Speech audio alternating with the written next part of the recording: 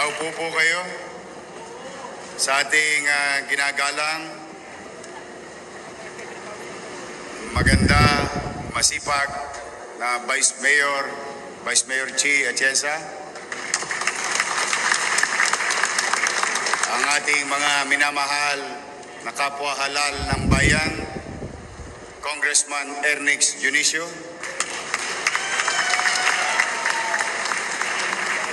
parang taga-Morsak yung sumigaw na yun, Congressman Joel Chua,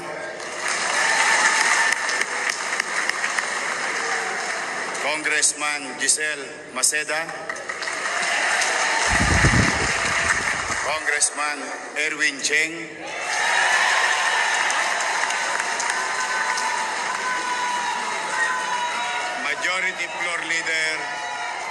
Majority Floor Leader Mon Yopangco, at mga konsehal ng Maynila. Mari ba kayo tumayo? Makita, except kay Ian. Kaya ba? Dala mo ba yung anting-anting mo? Maraming salamat. At siyempre, ang ating ginagalang din na matagal naglingkod sa atin sa Maynila, ang ating minamahal Congresswoman Sandy Ocampo.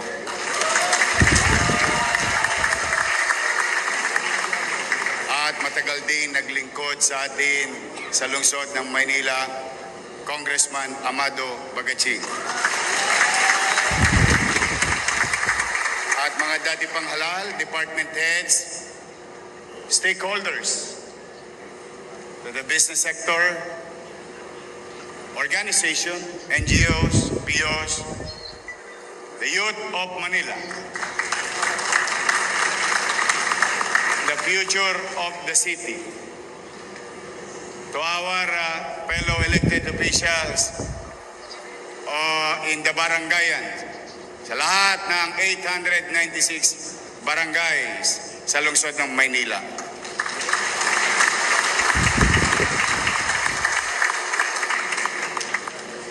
Sa aking partner, hindi sa City Hall,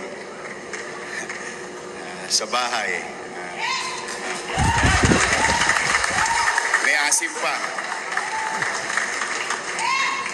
Daini, my wife,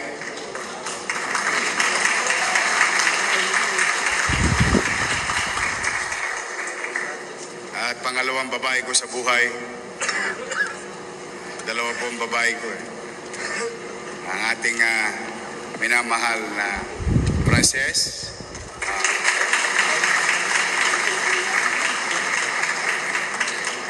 she's been helping around without a fee.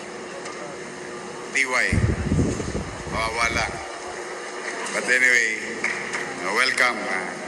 And let me, I don't want to take much of your time. I know that all of you have mga gawain din kayo, but to the department heads of the City of Manila, magandang umaga. Sandaang araw na po nang simula na tayo'y manungkulan dahil sa sigaw ng taong bayan, bumalik ka na.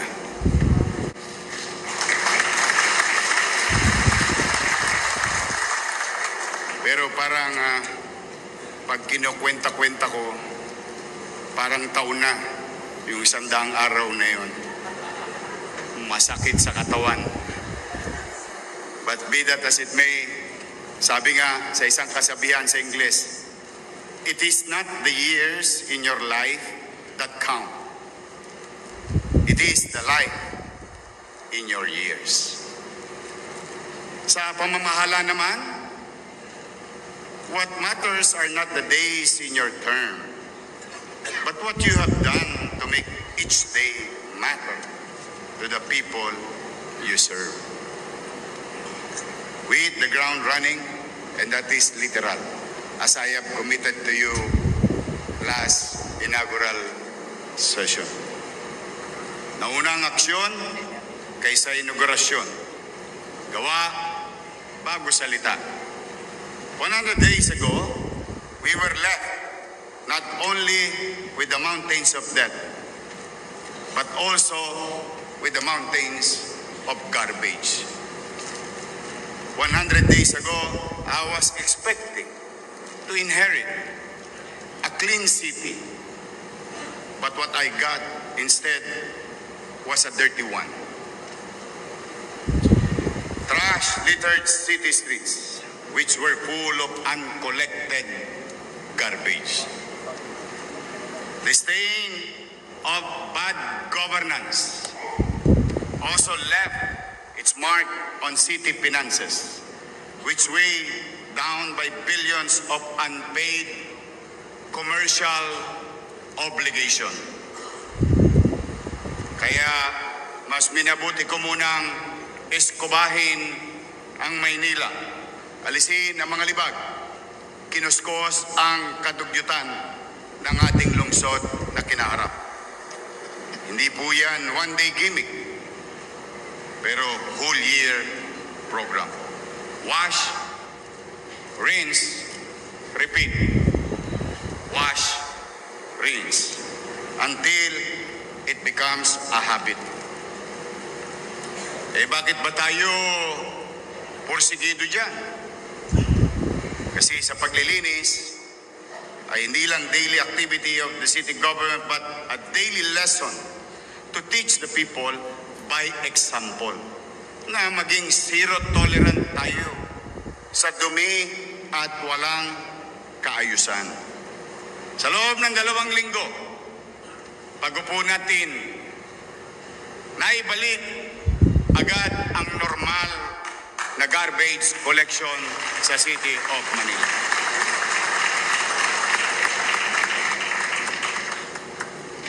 Bagay na aking ipinagpapasalamat sa kapwa ko kawanig ng pamalang lungsod. Palakpakan natin ang mga taga-DPS.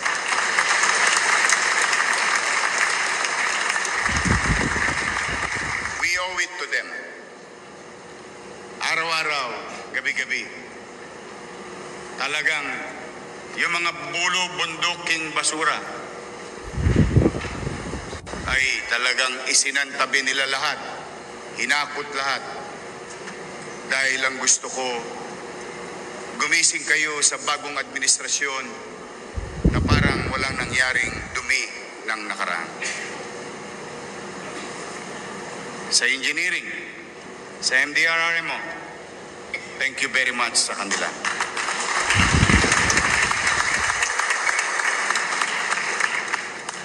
Ano ang mensaheng hatid nito sa Manileño at sa buong mundo?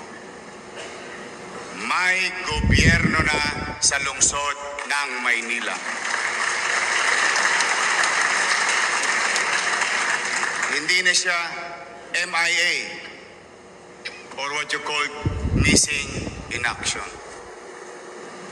As we proclaim to the world that Manila is now open for business, we also warn bad actors that is now close to crime. Hindi tayo unlad kung walang pakundangan ng paglabag ng mga batas, lalo na sa ginagawang tanghaling tapat sa gitna ng karamihan. Kaya yung mga akyat truck ng Arten, pumanatag kayo, araw-araw, pinapakain po natin sila. Binigyan pa natin ng gwardya. Lahat ngayon ng mga nakalawit natin sa Arten, nasa hoyo na po. We will not stop until they stop. They may succeed from time to time, but the law will catch up. And we will put things in right order. The danger of petty crimes becoming common at naging image ng gobyerno that is so inefficient and it cannot even resolve street crimes caught on camera. There are no big crimes or small crimes. There is only crime. Kung hindi masugpo, ano na lang ay kakantsaw sa atin ng mga gustong mamuhunan sa ating lungsod. Kung mga Tolongges, hindi natin masugpo, paano na kaya ang mga tunay na tulisan? Maliban sa kalinisan, kaayusan at pagsugpo ng krimen ay ating tinutukan. Kaya naman, tumaas ng 9.2% ang crime solution efficiency ng Manila Police District. Ang ibig pong sabihin, as I have promised sa mga Tolongges at Tulisan sa Maynila, yes, I may not prevent you harming others.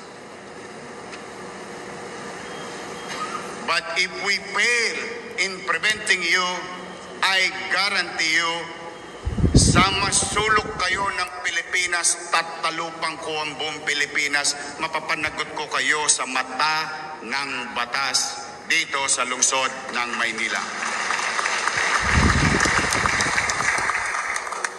This is the rationale why we began our term with ground war of hitting the ground running after crooks and hitting the streets, cleaning it, lighting it, and clearing it of obstruction. Alinsunod na rin sa mga ipinangako ko, matapos natin inilapat ang ating kamay sa Biblia, that I will build a smart government. And by smart government, a street smart government. Na ang pagbabago hindi kailangan na sa PowerPoint lamang, pero kita sa ebidensya ng kalsada. Streets rid of garbage, streets free of crime, streets lighted at night, streets where commerce and traffic can do and coexist. Bakit ito ang focus natin? Simple lamang po. To show proof of concept that Manila is now under new management.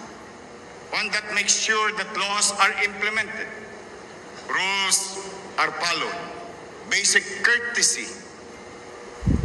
is extended, problems are solved, and complaints are acted upon. On this, I walk the talk, we walk the talk on the city streets. Ang Torre na City Hall ay hindi ivory tower ng alkalde nyo. Ang alkalde ay nasa lansangan, hindi nakapusas sa kanyang upuan. May git limandang ang ating outside engagement mula Hunyo at 30 ng mananghali hanggang Oktubre 7 ng taong ito. Hindi kasama ang mga impromptu o madaliang inspeksyon sa kalye, sa estero at bangketa. Mayorship is also an outdoor sport. I cannot push for more change if I am a desk-bound pencil pusher or always behind the laptop screen. To inspire the people, we must lead by example, not simply to exhort or encourage from the rear, but be there out on the front. A viable leadership is the one that is visible. Tulad ng naganap, makailan lamang noong September 21. Nasaksihan natin na maaaring maligaw ang kabataan ng ating lungsod, ng ating bayan sa pagmamanipula ng mga political interest ng ilan lamang. With that, those kids, and I pity the parents, with all honesty, I, for one, as a parent, hinikayat na makapamerwisyo ng kapaligiran, makapamerwisyo at makapanakit ng kapwa. Nakalulungkot isipin, isang pamilya ng bata ang nangungulila ngayon sa kanyang 15 anyos na anak. At the same manner, isang matanda naman, at takot niya na mapangalagaan lamang ang kanyang hanap buhay. Nagawa niyang ilagay ang batas sa kanyang kamay, na ngayon ay pamilya ay lumuluha din sa kalungkutan, dala ng pagkakakulong ng kanilang ama. Nakakalungkot. There's too many noise. Hindi pa ba tayo nabibingi? That's why we in the city of Manila, we let them investigate. We let them do their job. And we, as elected official, must do our job and obligations to the people of Manila. Kaya lahat ng dinistorbo, lahat ng ginulo, when Andres and I, Kenneth and I, that night, with Dennis, Biahe, and some others, I told them, bakit naman tayo ginanito sa Maynila? Hindi naman natin pinagdadamot sa kanino man na maipahayag nila ang kanilang damdamin o pagkadismaya. Bakit kailangan pang idamay ang stoplight?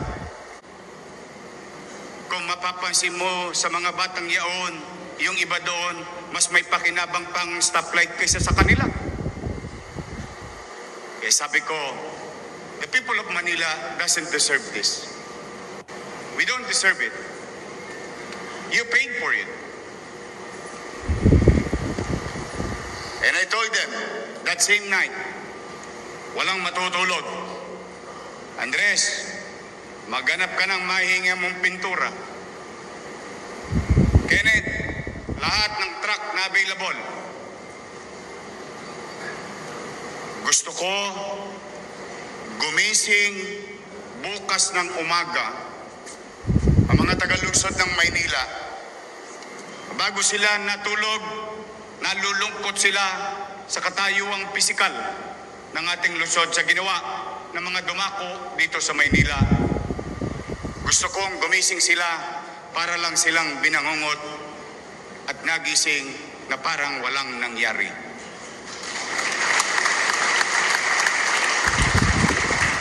Yes, we did it. Salamat sa kanila. Alas 10 ng gabi, naglinis. Natapos ng alas 12. Alas 2 na madaling araw, dumating naman ang engineering. Nagpintura, natapos ng alas 7 ng umaga. Kung inyong susumahin, para lang kaming hindi natulog ng gabi. Ngunit hindi nabanggit, maaaring hindi napansin.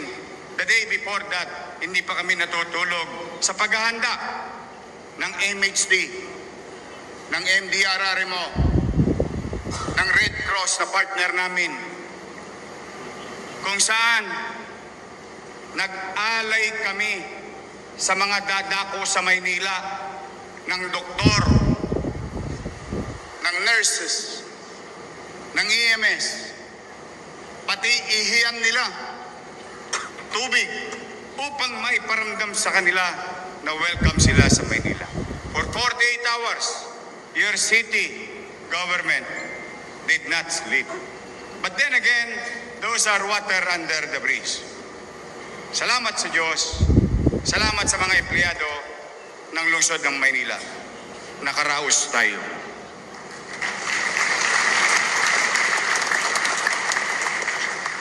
Ngunit hindi lang pag-aari ng bayan ang nasira. Hindi lang mga pulis ang nagalusan, nasaktan.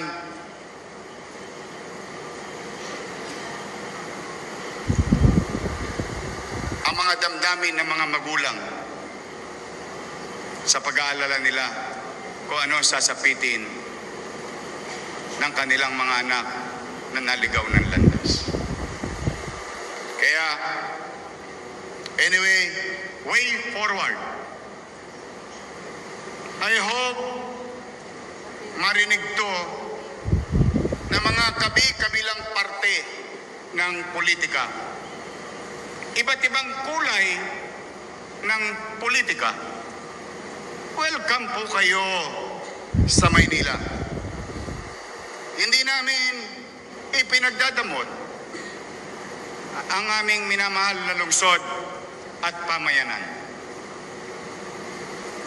Punta kayo rito, you can practice freedom of speech, but you don't have freedom to destroy. And I hope next time around, let's discipline ourselves. Kung gusto nyo ng pagbabago, kayo mismo bilang tao, tayo mismo magbago, magdisiplina, magkusang disiplina. Walang karapatan ang sino man, kahit sa batas at sa mata ng Diyos, na binigyan ng karapatang mamerwisyo, manakit ng pisikal ng kapwa niya. Wala po yun, technically and morally. But again, you're always welcome in the city of Manila. But those people, I'm just awaiting for your warrant of arrest, because there are some individuals who are still at large. The moment na lumabas yung warrant of arrest, sumuko ka na. Dahil tatalupang ko ang buong Pilipinas, papapanagutin kita sa mga tagalungsod ng Maynila sa batas ng ating bansa. Not today, not in our city. In Manila, we mean what we say, and we say what we mean. Here, those are the commitment, but those who committed crimes are pursued by police, not by press release. Sa lahat ng mga ito, ipinapakita natin our consistency to our commitment. Kaya, ang gusto ko, gobyernong laging mabilis kumilos. Confidence ang kailangan ng pamahalaan. Confidence sa puso't isipan ng mamamayan. Kapag ang mamamayan may tiwala sa pamahalaan, mas mabilis na abante ang ating komunidad at syudad. Confidence shown not in terms of likes and shares and views that appears on our social media platforms, but confidence computed in terms of more funds in our coffers, new investment in our city. While before, Manileños voted with their feet by leaving the city, now the vote of confidence takes the form of more business permits filed and higher revenue paid. Ngayon, sa ating layuning ibalik ang tiwala ng mga Manileño sa kanilang pamamahala o pamahalaan, muli natin binuksan ang IBOS o ang Electronic Business One-Stop Shop. Sa malinaw at maayos na proseso, layunin natin sa IBOS na muling maibalik ang tiwala ng mga namumuhunan sa lungsod ng Maynila. Dugot, pawis na buwis ay ginamit ng tama. Binigyan ng pagpapalaga ng kanilang pamahalang lungsod. At sa pamamagitan ng IBOS, sinuklian tayo ng taong bayan. Lumobo ang ating koleksyon sa business taxes at iba pang licenses at permit ng 552 million pesos. Sinalubong ang ating tax amnesty. Pero ninyo, wala na tayong pera, nag-amnestiya pa tayo. Narinig ang panalangin ng taong bayan. Forgive us our debt and deliver us from red tape. 141 million pesos mula sa mga delinquent tax payments ang ating naging ganansya. Habang marami nag-iingay sa flood control issue na unang narinig at alam naman natin, unang nasimulan ang paglalahad nito dito sa lungsod ng Maynila, tayo naman ay tumutok ng kung ano ang obligasyon ng mga kontraktor sa inyo, sa atin bilang mamamayan ng lungsod ng Maynila. Sabi nga ng ilan, sinisingil nga natin ng buwis. Yung nagtitinda sa kalsada, etneb sa umaga, etneb sa hapon. Pero ito yung mga bilyong-bilyong kontrata, hindi ko malaman, kayo na ang humusga. Paano nakalusot ng 2022, 2023, 2024, 2025? Itong mga bagay na ito sa pamahalang lungsod. Dalawang bagay lang yan. Walang gobyerno o walang malasakit sa tao. But not in Manila. Dahil dito, nakalikom tayo ng 131 million pesos sa contractor's tax mula sa 315 flood control projects simula ng 2022 to 2025 and still counting. Paul, marami pang SOA.